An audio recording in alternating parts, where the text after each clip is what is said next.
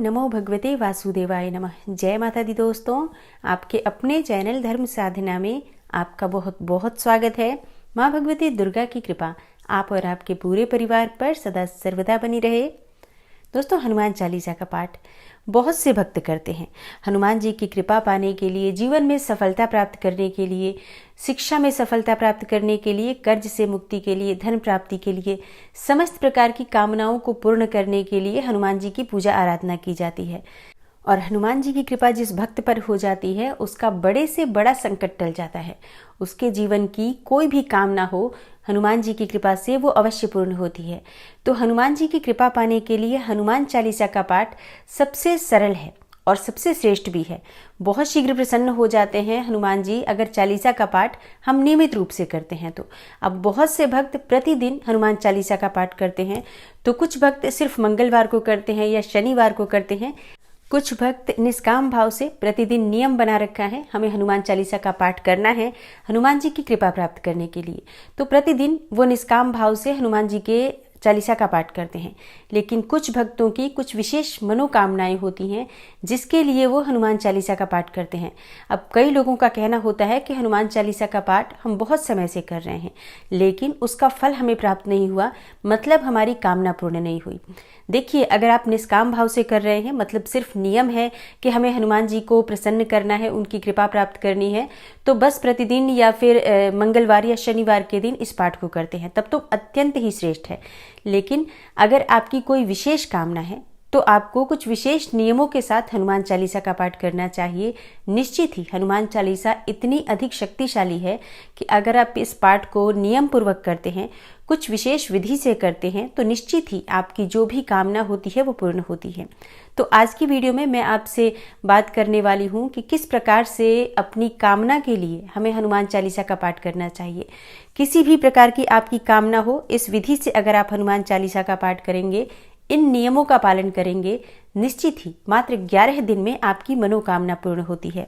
और देखिए, मनोकामना कोई भी हो सकती है आपकी, जैसे कि आपको अपना घर चाहिए, कर्ज से मुक्ति चाहिए, संकटों से घिरे हुए हो, शत्रुओं से घिरे हुए हो, नौकरी में सफलता नहीं मिल रही है, नौकरी मिल नहीं रही है, या फिर आप सरकारी नौकरी के लिए तैयारी कर रहे हैं, सफलता नहीं मिल रही है, परीक्षा में सफलता नहीं मिल रही है, तो किसी भी प्रकार की आपकी कामना हो सकती है। धन का अभाव हो, संतान प्राप्ति में बाधा हो, विवाह में बहुत अधिक देरी हो रही है, मनचाहा जीवन साथी चाहते हैं, जिस भी कामना से आप इस उपाय को करेंगे, निश्चित ही मात्र 11 दिन में वो आपकी कामना पूर्ण होगी। तो किस विधि से हमें हनुमान चालीसा का पाठ करना है, किन नियमों का पालन करना है और कब से इस उपाय को शुरू कर सकते हैं, ये समस्त जानकारी आज की वीडियो में मैं आपसे शेयर करने वाली हूँ। तो वीडियो को पूरा ज़रूर देखिए और अगर आपको आज की वीडियो अच्छी लगे तो लाइक भी ज़रूर कीजिए, शेयर भी ज़रूर कीजिए फैमिली फ्रेंड्स के साथ। और चैनल पर पहली बार आए हैं, अगर अभी तक आपने चैनल को सब्सक्राइब नहीं किया है तो चैनल को सब्सक्राइब कर लीजिए अगर आपको आज की वीडियो अच्छी लगे तो। और साथ ही बेल आइकन को भी प्रेस कर लीजिए, इससे ये होगा कि इस चैनल पर जो नई वीडियो अपलोड होंगी उनकी नोटिफिकेशन आपको सही समय पर प्राप्त हो जाएगी। बात करें कि हनुमान चालीसा का पाठ हमें कब से शुरू करना चाहिए, तो देखिए, हनुमान चालीसा का पाठ आप मंगलवार से शुरू कर सकते हैं या चाहें तो आप शनिवार से भी शुरू कर सकते हैं। कोई इसमें पक्ष की विशेषता नहीं है कि आप शुक्ल पक्ष में शुरू करेंगे या कृष्ण पक्ष में शुरू करेंगे। आप किसी भी मंगलवार या शनिवार से इस उपाय को कर सकते हैं।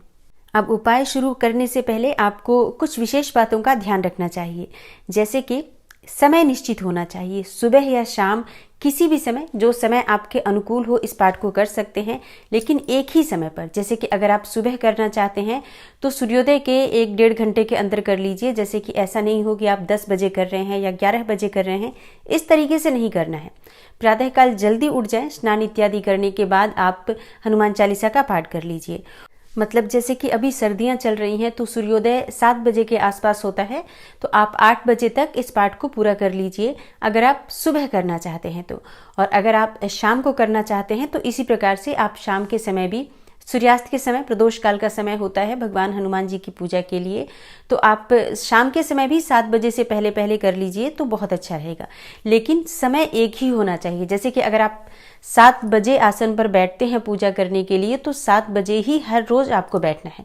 ऐसा नहीं होना चाहिए कि आज आप 7 बजे बैठ रहे हैं पढ़ने के लिए और अगले दिन आप 8 बजे पढ़ें या 6 बजे पढ़ें। 2-4-5 मिनट इधर उधर हो जाता है, लेकिन आधे घंटे 1 घंटे का अंतर नहीं होना चाहिए आपके प्रतिदिन के पाठ में। तो एक समय निश्चित कर लीजिए, जो भी समय आपके लिए अनुकूल हो उस समय आप प्रतिदिन पाठ करेंगे। और सिर्फ 11 दिन की बात है, तो 11 दिन के लिए एक समय निश्चित कर लीजिए। और दूसरी चीज़ क्या है, दूसरा नियम है कि आपका आसन एक ही होना चाहिए। जैसे कि आसन घर में कई होते हैं, तो कभी आप किसी आसन पर बैठ जाते हो, कभी कोई दूसरा उसी आसन पर बैठकर पूजा कर रहा होता है। ऐसा नहीं करना है। एक आसन निश्चित कर लीजिए कि आप उस आसन पर बैठकर पूजा करेंगे, कोई दूसरा व्यक्ति उस आसन पर बैठकर पूजा ना करे। वैसे ये नियम हमेशा ही होना चाहिए कि प्रति व्यक्ति जो भी पूजा कर रहा है उसका आसन अपना अलग होना चाहिए, क्योंकि आसन की सिद्धि बहुत महत्वपूर्ण होती है। तो अपना एक आसन निश्चित कर लीजिए, उसी आसन पर बैठकर आपको पूजा करना है। लाल रंग का आसन होना चाहिए हनुमान जी की पूजा में। स्थान एक ही होना चाहिए, जैसे कि आप घर के मंदिर में पूजा कर रहे हैं, प्रतिदिन एक ही स्थान पर बैठकर आपको पूजा करना है। और इस पाठ को करते समय आप प्रतिदिन लाल रंग के वस्त्र धारण करें तो अत्यंत श्रेष्ठ होगा। लाल रंग के वस्त्र अगर आप प्रतिदिन धारण नहीं कर पाते हैं या आपके पास नहीं है, तो ऐसे में आप हल्के रंग के वस्त्र धारण करें। और जितने दिन तक आप ये पाठ कर रहे हैं उतने दिनों तक आप मांस मदिरा का सेवन नहीं करेंगे, इस बात का भी आपको ध्यान रखना है। इन नियमों का पालन करते हुए अगर आप हनुमान चालीसा का पाठ करते हैं तो निश्चित ही आपकी कामना पूर्ण होगी। पर ये नियम बहुत आवश्यक है, जैसे कि एक ही समय पर प्रतिदिन बैठना और एक ही स्थान पर बैठना, एक ही आसन पर बैठना, ये बहुत महत्वपूर्ण होता है किसी भी कामना की सिद्धि के लिए। अगर हम पूजा कर रहे हैं, मंत्र जप कर रहे हैं, तो इन नियमों का पालन बहुत आवश्यक होता है। और अब जान लेते हैं कि हनुमान चालीसा का पाठ आपको करना कैसे है। देखिए, बहुत आसान है। आपको प्रतिदिन 7 बार हनुमान चालीसा का पाठ करना है। तो इसके लिए हनुमान जी की मूर्ति होनी चाहिए आपके सामने, या तस्वीर होनी चाहिए जिसके सामने आप आसन लगाकर बैठकर पूजा करेंगे।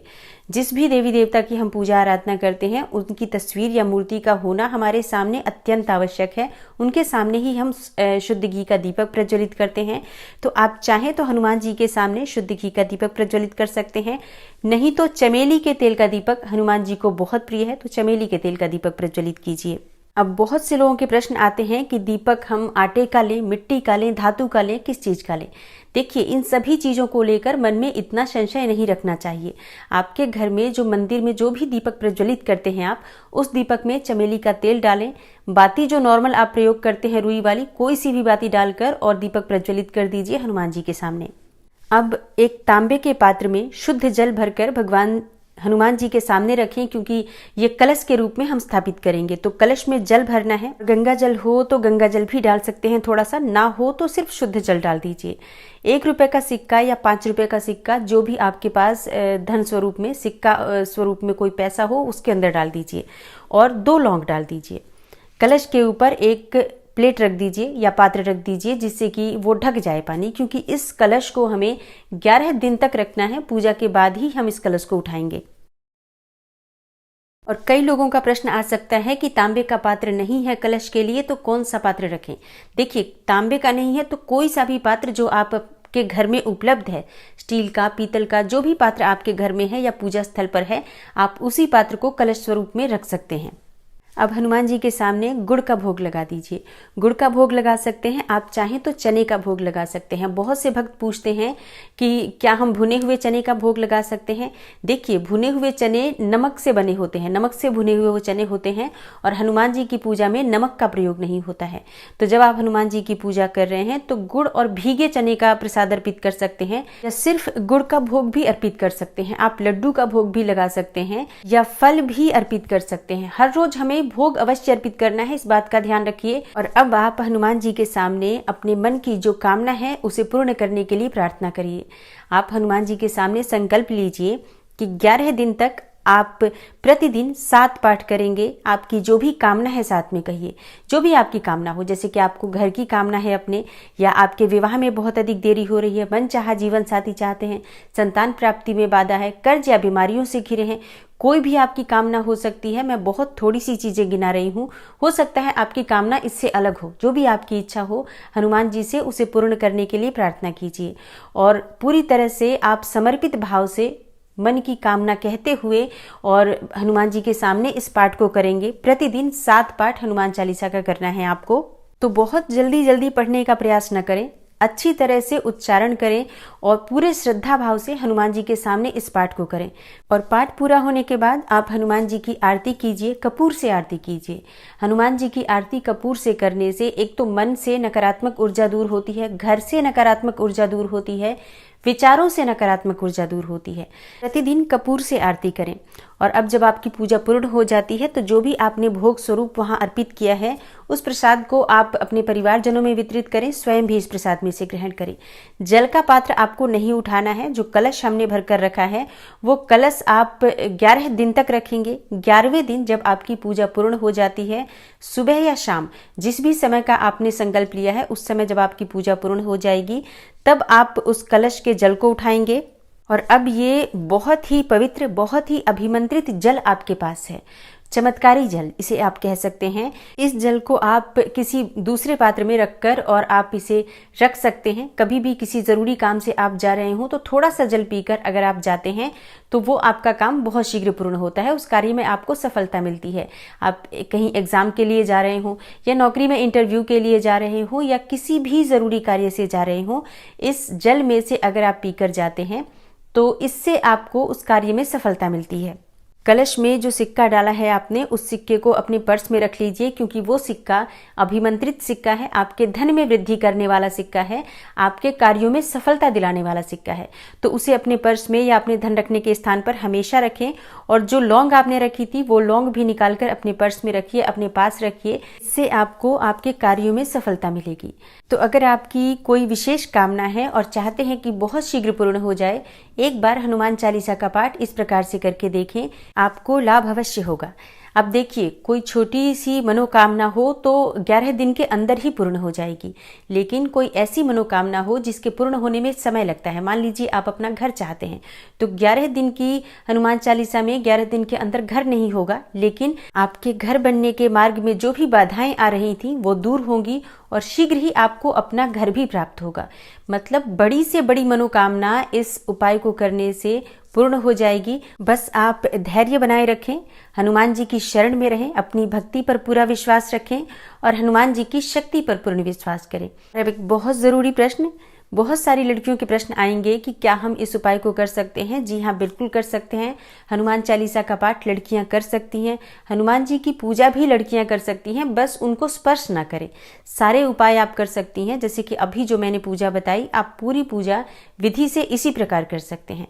हनुमान जी को स्पर्श करके जो तिलक लगाने का काम है वो सिर्फ पुरुष करेंगे, वो स्त्रियां नहीं कर सकती हैं। पीरियड के समय में आप इस उपाय को नहीं करेंगे तो 11 दिन शुद्ध अवस्था के निकाल लीजिए, ताकि आप लगातार 11 दिन तक इस उपाय को कर सके। और बीच में मैं बताना भूल गई वीडियो में कि आप जो भी पूजा करेंगे, जो भी इस उपाय को करेंगे, हनुमान चालीसा का पाठ जो भी करेगा, चाहे वो स्त्री हो पुरुष हो, अपने मस्तक पर भी आपको लाल टीका लगाना है। यानी कि जो रोली का तिलक आप हनुमान जी के मस्तक पर लगाएंगे तो अपने मस्तक पर भी आपको तिलक लगाना है। और स्त्रियां जो इस उपाय को करेंगी, हनुमान जी के चरणों में सिंदूर अर्पित कर सकती हैं, उनके मस्तक में उनको स्पर्श करके तिलक नहीं लगाना है, बस इस बात का ध्यान रखें। तो अपनी मनोकामना को पूर्ण करने के लिए एक बार इस प्रकार से हनुमान चालीसा का पाठ अवश्य करें और अपना अनुभव हमें कमेंट बॉक्स में अवश्य शेयर करें। आशा करती हूँ आज की वीडियो से आपको लाभ अवश्य होगा। अगर आपको आज की वीडियो अच्छी लगी हो तो लाइक ज़रूर कीजिए, शेयर भी ज़रूर कीजिए फैमिली फ्रेंड्स के साथ। और चैनल पर पहली बार आए हैं, अगर अभी तक आपने चैनल को सब्सक्राइब नहीं किया है तो आज की वीडियो अगर आपको अच्छी लगे तो चैनल को सब्सक्राइब ज़रूर कर लीजिए और बेल बटन को भी प्रेस कर लीजिए। इससे ये होगा कि इस चैनल पर जो नई वीडियो अपलोड होंगी उनकी नोटिफिकेशन आपको सही समय पर प्राप्त हो जाएगी। मैं मिलती हूँ आपसे अगली वीडियो में, तब तक के लिए नमस्कार।